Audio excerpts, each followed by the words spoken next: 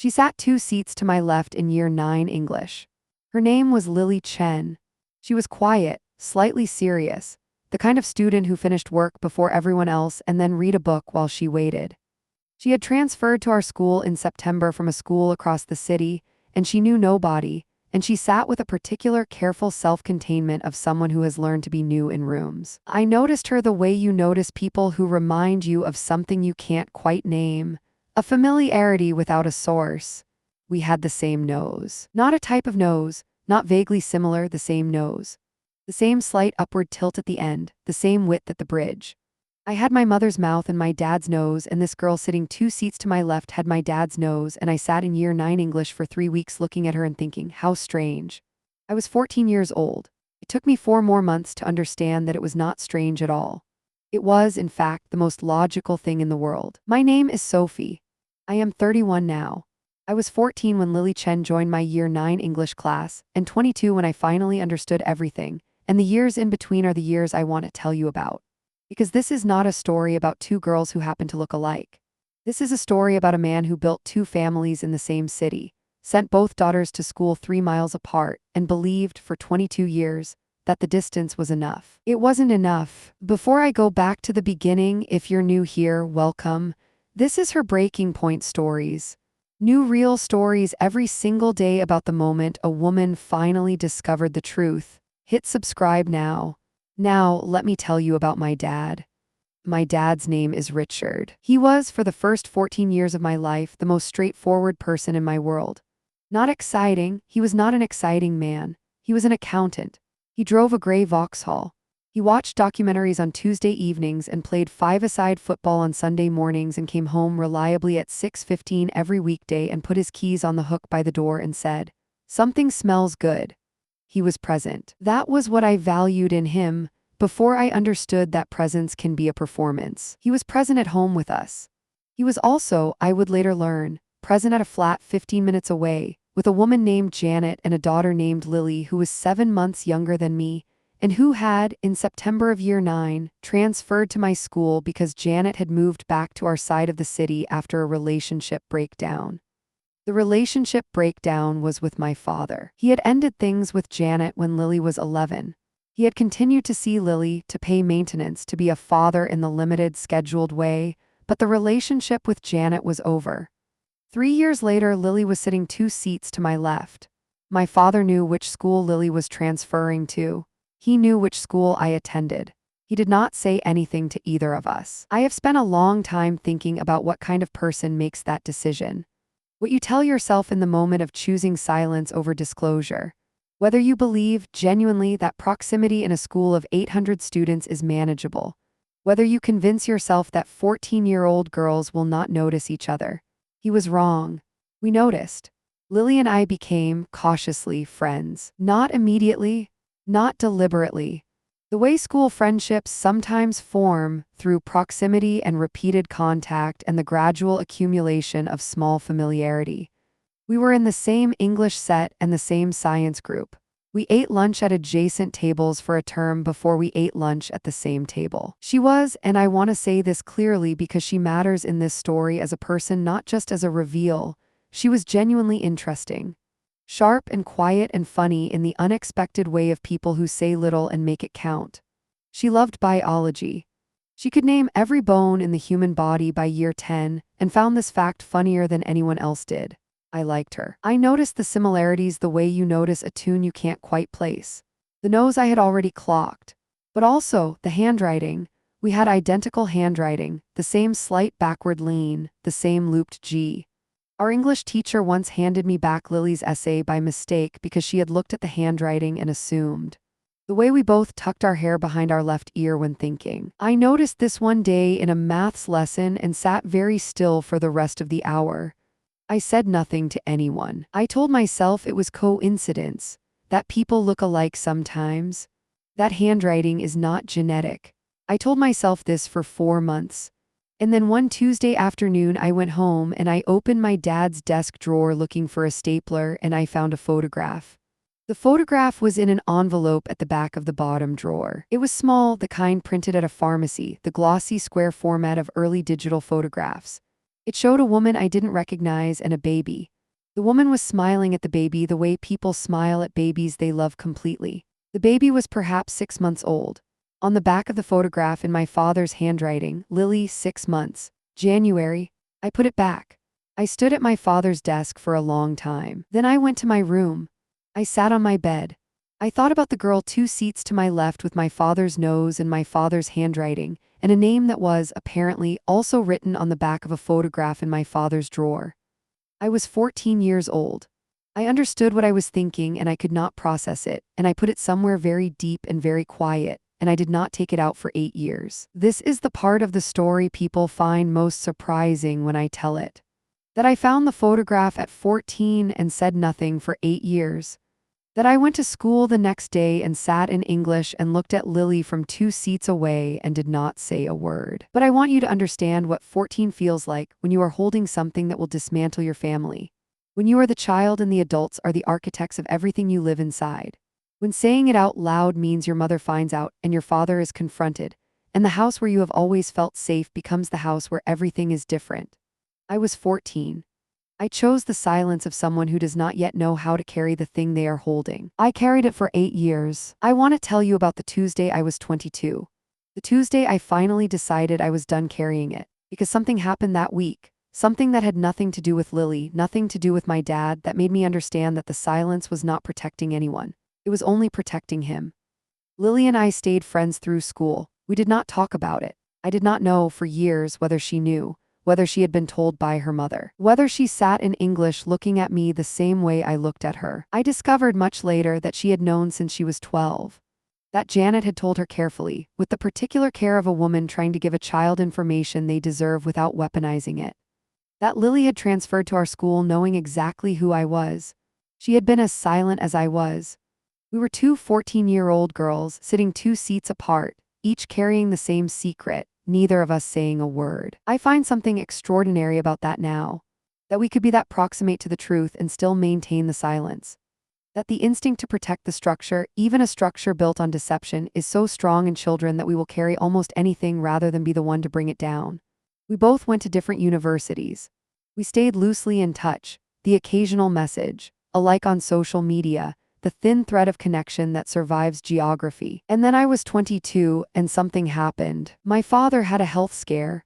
A heart thing, not serious in the end, but serious enough in the first 48 hours to put him in hospital and put the family in that particular state of suspended anxiety that health emergencies produce. My mother at the hospital. My father in a bed looking smaller than I had ever seen him. I sat in the hospital corridor and I thought, if he dies, nobody will ever know. Lily will never know he sat in that gray Vauxhall every Sunday morning and drove to her mother's flat before football. My mother will never know what the Sunday mornings actually were. And I thought that would be the second thing he had taken from all of us. First the truth, then the chance to decide what to do with it. I called Lily that night. I said, I found the photograph when I was 14. She was quiet for a moment. Then she said, I know, my mom told me you'd found it. Dad told her. I said, he knew I knew. She said, he's known for 8 years. I sat with that. My father had known for 8 years that I had found the photograph, had known for 8 years that his eldest daughter was sitting on a secret that could dismantle his marriage, had let me sit on it, had never said a word, had trusted my silence over his own honesty. I said, I think it's time we told my mom. Lily said, yes. Before I tell you how we told my mom, I need to stop. Because if your dad has ever let you carry something that was his to carry, if you have ever protected a parent from a truth they created, drop a comment below. You are not alone. And if this story is already in your chest, give it a like. Okay, we told my mom. My mother's name is Anne. She is the kind of woman who has organized everything around the people she loves for so long that the organization has become her entire personality. Not in a martyr's way, not with resentment, but with the genuine pleasure of someone who finds meaning in being the person who holds things together. She held our family together for 23 years. She held it together around a secret she didn't know existed. I told her on a Sunday afternoon. My father was home by then, recovered, back in his chair, watching his documentary. I had asked her to come to my flat for lunch.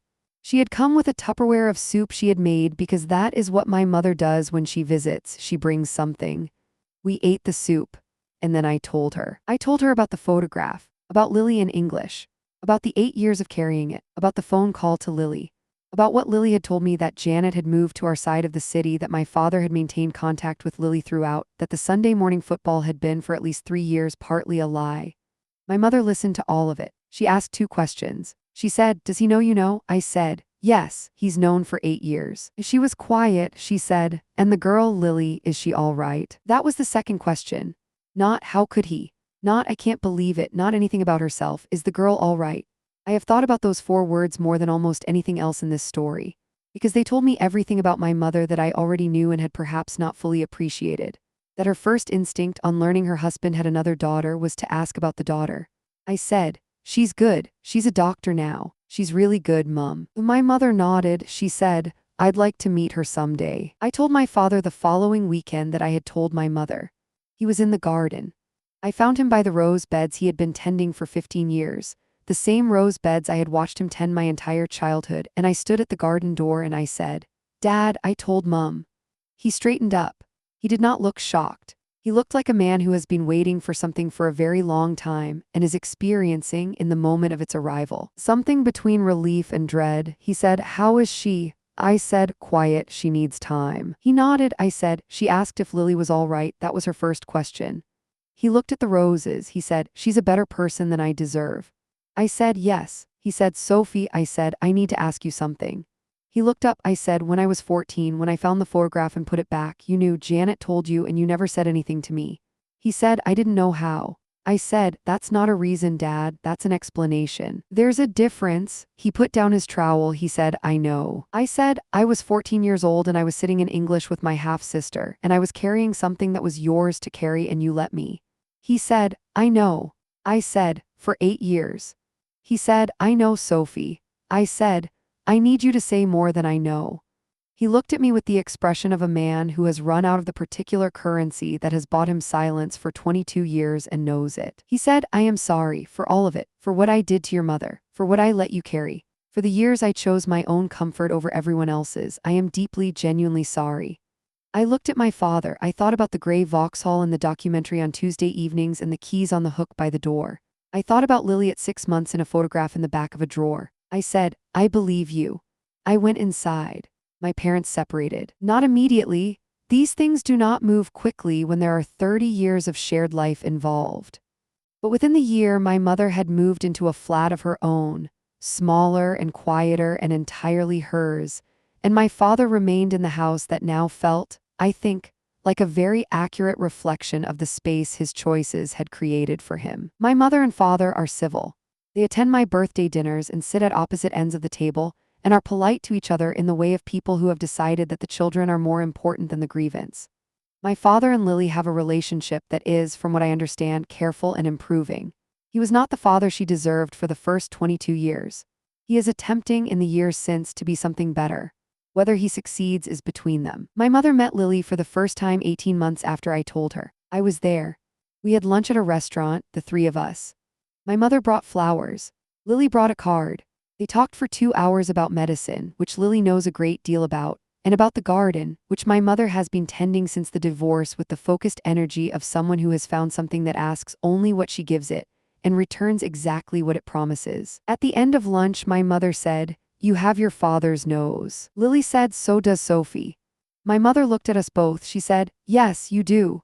She smiled. Lily is my sister. It took me a long time to use that word. Not because I didn't feel it. I felt it long before I had the right to say it, in the year 9 English classroom, in the shared handwriting, in the hair tucked behind the left ear. But because saying it required acknowledging everything that the word carried with it. I use it now. She is my sister. She is a doctor. She is still quietly funny in the way she was at 14. She still knows every bone in the human body. We have lunch on the first Sunday of every month. She brings the wine. I bring something baked that is never quite as good as I hope it will be. We talk about our work, our lives, the particular experience of being the daughters of a man who built 2 of everything and thought distance would be enough. We talk about our mother, my mother Anne, who asked if she was all right before she asked anything about herself. Lily says sometimes, "She's extraordinary, your mum." I say, "Our mum technically." Lily says, "She's not my mum." I say, "She brought you flowers at lunch." Lily doesn't have an answer for that, neither do I really. I have thought a great deal about the silence. The 8 years of it, what it cost. what it protected. The honest answer is that it protected nothing. My father's secret was not protected by my silence, it was simply delayed. My mother's peace was not protected. She lived for 8 years in a marriage she would have ended sooner if she had known the truth. Lily lived for 8 years with the knowledge that she had a half-sister who knew and was saying nothing. Nobody was protected. The silence protected only the status quo. And the status quo was a structure built on a lie. What I know now is that the silence of children in these situations is never cowardice. It is love, the particular love of a child who will carry almost anything to avoid being the person who dismantles the world the adults have built. But at some point, the carrying becomes heavier than the disclosure. At some point, the question shifts from, what will I destroy by telling the truth? To, what am I destroying by not telling it? I wish I had asked myself that question at 16 instead of 22. I cannot have those 6 years back. But I have Lily on the first Sunday of every month. And I have a mother who, when told her husband had another daughter, asked first if the daughter was all right. That tells me everything about who I come from. The parts that matter anyway. If you have ever carried something that belonged to someone else, if you have been the child or the sibling or the spouse holding a truth that wasn't yours to create but became yours to carry, I want to hear from you. Drop a comment, tell me how long you carried it. Tell me what made you put it down. Tell me where you are now. And if Sophie's story reached you today, share it. One person. Someone who is still carrying something. Someone who needs to know that the putting down is survivable. It is survivable. Subscribe new real stories every single day. I will see you tomorrow morning.